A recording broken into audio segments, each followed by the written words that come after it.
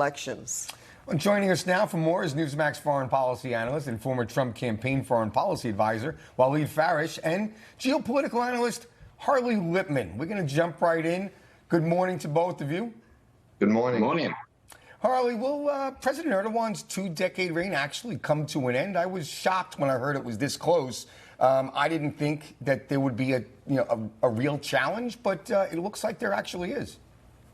Yeah, there are some analysts who feel that no matter what happens in this election, Erdogan's going to do whatever he has to do to maintain power and stay as a leader of Turkey. Now, that's a minority of Turkish experts.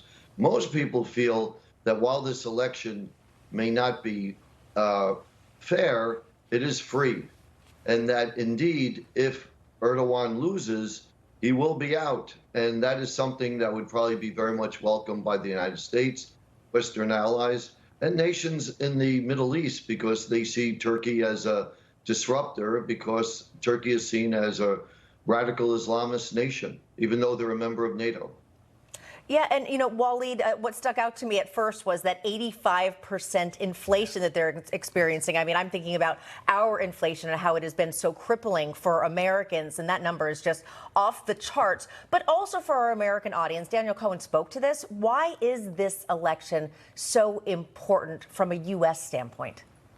Thank you. From a U.S. standpoint, this is a very important election. A country of 85 million people. The location, the geopolitical location of Turkey, controlling the passage between the Black Sea and the Mediterranean. The fact that it is member of NATO, but not really member of NATO, meaning it does its own diplomatic relationship with Russia, with China, with others at the same time. And of course, it is an Islamist government that has been in power since 2003. This will impact the politics of the region. It will impact Syria. We have troops in Syria. It will impact Libya. It will impact also our strategy with regard to Putin and Russia in general. But the challenge is still here. The last hours of the elections are going to be the most important because, as the gentleman has said, it's going to be very difficult for the AK party to exit if they lose, because chances now are 50-50. And the other challenge is basically, if the other side wins, it's a coalition of 6 political parties that are now together against the ruling party, but they are very diverse. They have different opinions. So either way, we're going to see a challenge to U.S. policy.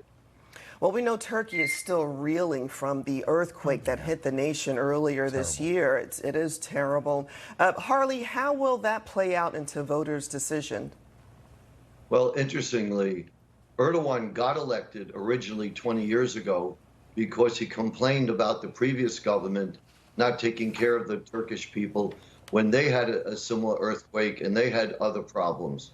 So now the shoe's on the other foot, as they say. So it's going to have a significant impact, because where the earthquake took place is the area where Erdogan has his greatest support. And that has now dislodged about 1 million voters that probably would have voted for Erdogan. So that's going to be a disadvantage for him. But he's trying to get those people to the polls. He's promising that he's going to build over 600,000 new housing units within the next year. So he's making all these promises. And insofar as inflation is concerned, he promised to bring it down to 30% and then the year after 20%. So he's making these lofty promises to try to get people to come and vote for him. But we'll see what happens. Waleed, I think it's worth at least noting that, Turkey's facing major economic crisis. We've kind of spoken around it, but it's a serious crisis that could be a prelude to what perhaps we're seeing here in America.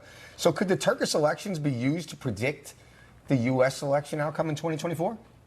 That's a long shot, but it's a very important approach. Yes, in a sense, because Turkey actually modeled its economy, or tried to model its economy, like the American economy. So what we're going to see in Turkey is the reaction by those who are satisfied with their administration for 20 years. We haven't had this in America. Our Constitution doesn't allow it. But that's a very important model. And the reason for why the AK party of Mr. Erdogan came to power was precisely an economic collapse.